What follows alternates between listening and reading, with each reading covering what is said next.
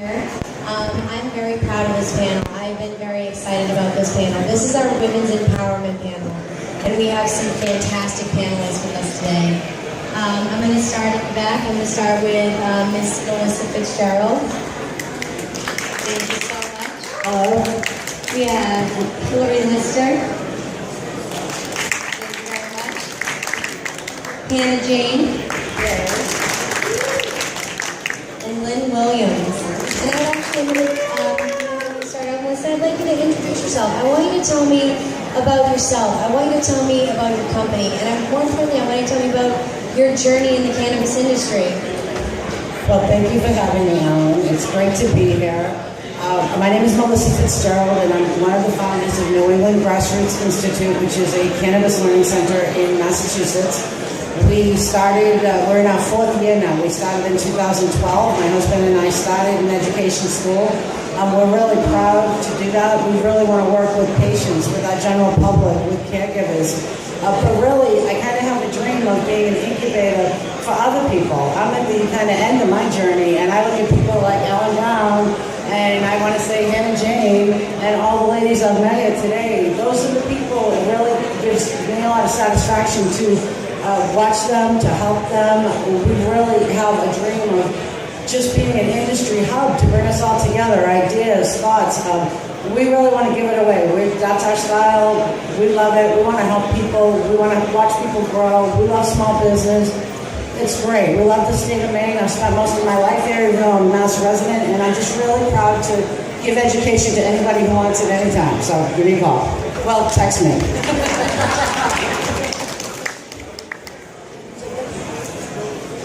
My name is Hillary Lister. I originally got involved with organizing around cannabis, just living with growers who ended up getting raided under Maine's medical marijuana law prior to 2009, where it was a lot more of a gray area. After they were raided, they're a 70-year-old couple. They stopped growing. One of them ended up in the hospital for cancer, and that's when I looked into the law around being a medical marijuana caregiver so I could be able to bring in at least tincture and salve to him in the hospital. While I was doing that, he encouraged me to get involved. That was 2009 in collecting signatures for the Citizens Initiative to expand the medical marijuana law in the state. After that passed, I got involved in going to the State House. I'd been working on other environmental issues there and started going to the State House when they decided to implement the Citizens Initiative. They had a task force that was charged with deciding how to actually put it into play, because even though the language is written one way, it still goes back to the legislature to decide how to put it into place. They ended up changing the law pretty dramatically. For a year, it was patient registration was mandatory, outdoor growing was illegal, affirmative defense to excess possession, that protection was removed. A lot of legal protections for patients were removed.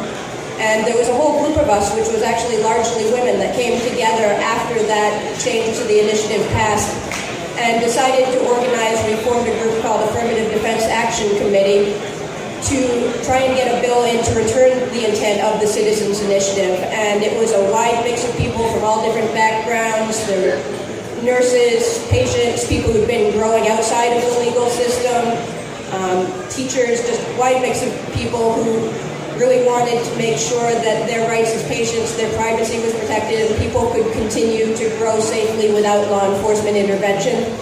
We worked with Alicia Melnick from ACLU of Maine and also Representative Deb Sanderson to get a bill in that returned those rights and really gave us one of the best medical marijuana laws in the country. And from that, so many people. Also at that time, I had been on the board of Medical Marijuana Caregivers of Maine, which at the time was an all-male board. Since then, it's gotten a lot more women involved, but at the time when it came to any organizing around cannabis, the political groups in Maine, it was men who were doing the organizing. I've seen a dramatic change in the past 5 years of so many women coming out of the closet and getting involved with this.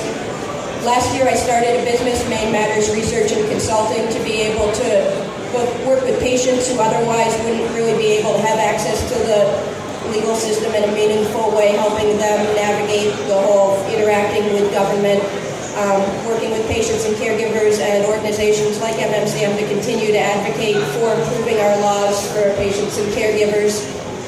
And right now, getting ready, going into this legislative session to make sure that regular people really have a voice in what's going on here. And again, it's the women's panel. It's just been so many women who really made this happen, and I'm really glad this is happening. Thank you. Hi, my name is Hannah Gage, and I actually started as a promotion girl. I just got into it, not really doing much, and I developed a real passion for concentrates and learning about them. And my boss, DJ Stone from 1000 Watts, actually started an entire other company for me to head after he found out how passionate I was about it, and actually allows me to be the lead extractor at Revolutionary Extracts now. Thank you very much. Hi, I'm Lynne Williams. I'm an attorney in Maine. I got involved in this whole scene when I became licensed in the state of Maine in 2002. At that time, I was doing a lot of criminal defense, and I represented a lot of patients who were being hassled and arrested by police who claimed we didn't know there was a medical marijuana law. Every single one of those cases was thrown out, but it was harassment by local law enforcement. I represented at one point a woman, a fabulous woman, middle-aged woman, terrible braces on her legs, horrible degenerative disorder. And we got the first in the country amendment to her bail conditions. Now, she was a patient, but she arguably had between 45 and 75 plants. So she was a little over, but we got the first in the country amendment to her bail conditions, which stated that her marijuana, her medicine, her 6 plants, and at that time 1 ounce, was not illegal drugs.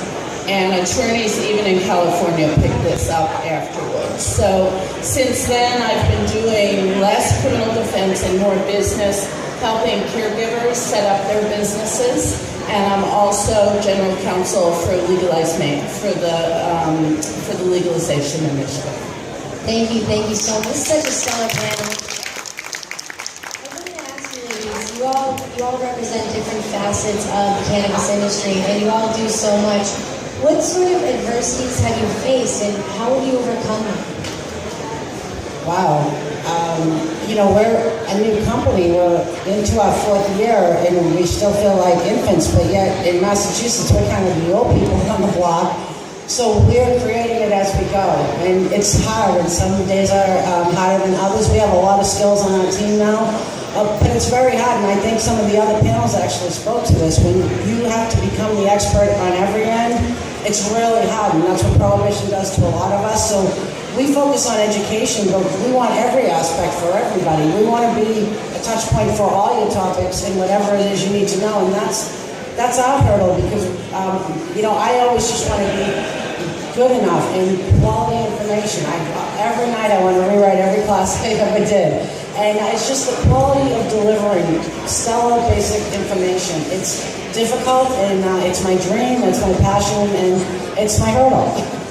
Thank you very much. I guess in terms of obstacles when it relates to just being a woman involved with this, a lot of the organizing I've done has been both in festivals and in the State House, which are two different, very different worlds, but are both very dominated by men, or have been in the past. It's the festival scene, when I was involved with it, women were the pretty quiet things who just sort of accompany the guy around, and the men were supposedly in charge, though the women were doing a lot of the work. There's been such a change in just women really being open and talking about what they're doing and having a voice in that. Similar in the State House, I mean, when it comes to lobbying, that's very much a boys' club. It's less and less over the year, but I mean, it's still only less than a third of the legislators are women. The lobbyists, it's majority men. And it's just a matter of being heard. Women are still expected to just sort of be quiet and be pretty in the background, but there have been so many women, including with the bill in 2010, that Deb Sanderson was a freshman legislator. She really came out strong. Alicia Melnick, Shanna Bellows, who was the director of ACLU of Maine at the time. A lot of women have really now being seen as the lead people in really making these laws and really having a connection with the people who are being affected by this. But I think just having a voice as a woman in those settings has been the struggle. Thank you. Very similar in extracting. It's very much a boys' club. I know maybe 3 or 4 other women that actively extract the way I do, and almost all of those are on the West Coast. I always get looked at as being a small, pretty little girl, and they wonder, well, what can she do? I can lift up a 70-pound column just the same as they can, but it takes me actually having to do it a couple times before they actually are like, oh, she can do this. I actually have to prove this to people. They don't take my word on it.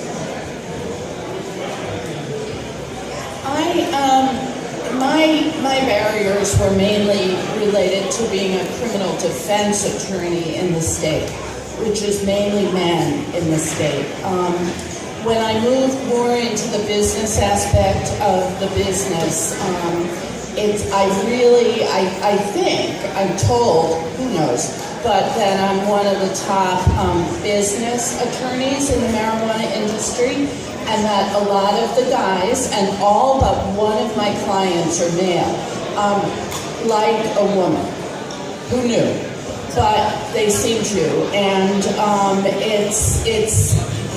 it's not a barrier to me, but I just want to see more women have opportunities in the business, and I want more women clients. Thank you. What facets of the cannabis industry, how would you recommend a woman get into the cannabis industry? Where should she start? She should start any way she wants to. That's the best answer. Start anywhere she wants to. And on that note, I do want to say, I have to say, Hillary has her book right here, and because, again, education is my passion, I've had this book in my classroom for several years now, because you can always do this better, and I just bought her new book because she just redid it, and I want to say, my caregiver, after spending over a year being educated with us, we sent them to this program in Maine, and it was fabulous. So again, I love it. I'm so all about all of it. And I want you to know that this is an awesome book from Maine. Thank you. And I do have the books available if you're interested afterwards. These were just something I made for myself initially with trying to do this work, and realized that it was helpful for other people getting that information in one place. But for women getting involved, there are so many aspects when it comes to cannabis where there's just sort of voids. People aren't really doing a specific thing. And whether it's growing the plants, processing, getting the information out there, doing design, doing outreach, there's so many ways to get involved. And I think there really is a lot of people who want to work with women and a space for that. So just do whatever it is that you're passionate about and care about. If it comes to cannabis, there's going to be interest out there. Just be loud about it. Ask everybody. If you want a job in the cannabis industry, get out there. Go to events like this. Talk to every single vendor. Find out if you can work as a salesperson. Find out if you can work as a promotion girl. Find out if you can work as... every single job that we do outside of the cannabis industry is a job that needs done in the cannabis industry as well. It's not like you have to be a grower, you have to be an extractor. You can be anything and still be involved in what we're doing. Thank you. Thank you very much. I have to second that. I totally agree with that, with what everyone has said. I think when legalization passes, and I have no doubt it's going to pass in this state in 2016, that there are going to be even so many more opportunities for women in this industry. I recently met with 5 pastry chefs in Bangor who are not involved in the industry at all, but they're setting up a commercial kitchen because they want to produce pastries when legalization passes. So there are going to be so many more opportunities for women who may not want to be cultivators or have a retail outlet in this industry. Can I just touch on that for a minute? I do want to say, I do think women are waiting to step out of the shadows because they're the mothers and nurturers who couldn't afford the arrest for the last 30 years. They've been standing in the background, but they hold all the skills in every event. They're the administrator and the accountant and the business manager and the communications and the marketeer. So again, I'm so thrilled with that. I'm like, come on. And I do want to say I'm very proud of Ellen. Ellen helped to co-start a women's program this year in Massachusetts with me. And it was about women bringing out their administrative skills. I don't need another grower. I'm never going to need another grower. I need a lawyer. I need an accountant. I would love to have all of those people be females if I could get it. But they're all about to come out of these shadows. It's because of prohibition. I can't wait. What's wonderful about this panel is we have such a wealth of knowledge, and we're all from different respective places. We have Maine, Rhode Island, Massachusetts. What are some good resources for women in your state, even places you know? Where should they get started just to start researching, just to start reaching out? The NECC is a great place. Grassroots. Thousand-Watt Magazine. Thousand-Watt Magazine. Various organizations in Maine, Compassionate Caregivers of Maine, Medical Marijuana Caregivers of Maine. There's a group in Winterport, a patients group. One of the best things is people coming out of the woodwork here and starting to really openly talk about this and meet about this. So whatever area you're in, getting to those gatherings, getting to the groups that are already doing this and finding out how to get involved and supporting their work. And we are starting, there's a national organization, Women Grow. And there's already a Boston chapter that has monthly networking, which is fabulous, and we're in the process of starting a Maine chapter.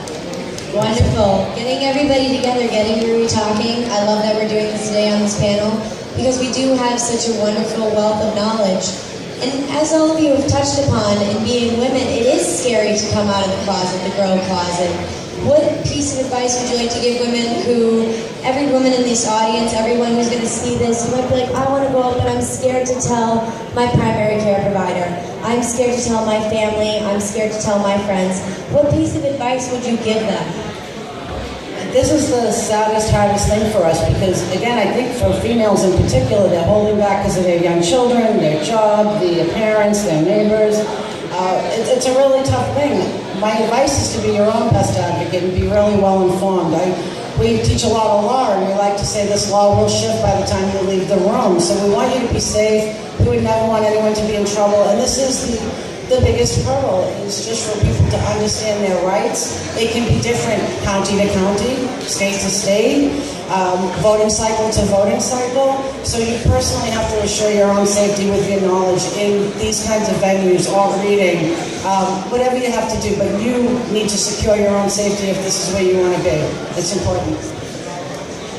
The way the laws have changed, it's safer and safer to really be open and public about this, but part of it is keeping track of the laws that might crack down on that. One of the things we lost in the law in 2010 was child custody protections. That was something that we got back, that they cannot specifically use the fact that you're a medical marijuana patient or caregiver against you in a child custody case as their sole reason against you. And just being out in the open about it, if possible, getting the support, because it's women's voices who are having a major impact at a lot of the hearings in the legislature. It's people who are having their kids helping take care of their family members and sharing those personal stories with especially your elected officials so they know how this affects you directly, because in a lot of cases they still have a stereotype and a stigma around who cannabis users are and why it is that people are growing and using this. So understanding all the different ways that women and families are benefiting from this and really need to have a role in it is just getting, again, just having the voices heard. Breaking the stigma about it is really one of the most important things. My mother actually regularly tells me that I need to get a real job, and she wonders when I'm going to get an education. And I look at her and I'm like, Mom, what I do is real. I'm really trying to help people. I'm really trying to do something. And trying to convince other people that are older, like my mother, that are like, no, reefer madness is almost a real thing. And I'm like, Mom, there's science. I can literally show you papers. And they just don't want to believe you. That's the hardest thing about dealing with it. For me, at least. I have no problem dealing with it because my son's a millennial, and the millennials appear to be people who think nothing should be illegal until it's shown that it needs to be illegal. As an attorney, though, we've gotten in the state, and it hasn't happened for a number of years, but there was a period of time that the Department of Justice was sending threatening letters to our state bar, saying, even if you're a business, what I do is criminal defense is one thing, but they were claiming that people like me were breaking the law by advising caregivers, for example, how to set up businesses, LLCs, and so on. So that was a little scary. And the other thing is primary care providers, and I run into this when patients call me and can't get a recommendation from their primary. The DOG continues, at least up until last year, to send threatening letters to hospitals saying you receive federal funds, Medicare and Medicare, and your doctors who have privileges cannot give recommendations. And that's a problem still here in the state. Thank you, ladies, so much. And you all wear so many hats, but I love that in each in your individual way, you're all activists. You all get out, you all make a change. You've actively empowered women everywhere that you go. What is the piece of advice? I wish I had been louder and prouder sooner. What is something, if you could tell yourself something from before that you know now, all these years later, what would it be? From a younger Melissa to now? It would have been to open my mouth before I was 30. And you're pretty good at that, Ellen, so you got it. It's good. I just think people should not be afraid. They should be proud and they should be loud. And I literally don't think I said a word till I was 30, and then I never shut up again. I have so much time to make up for it. But I love it because the young people I see, they don't really have that baggage. And I'm looking at you girls. It's awesome, amazing. So it's all good on. I mean, I would echo that still. I mean, women still are taught to be quiet. That's how you're doing the right thing, is just being quiet and really knowing when it comes to these settings, even if you're getting negative feedback from the guys in charge, that you need to open your mouth, because there's a lot of people who aren't opening their mouth who agree with this. And once one person starts to open their mouth, a whole lot of people will, and that's when stuff really can change. Thank you. I wish I had just stuck the pot. I could have gone back and told myself to do just that. I echo all these things. I got into it not because of pot, but because of criminal defense and criminal justice issues. And I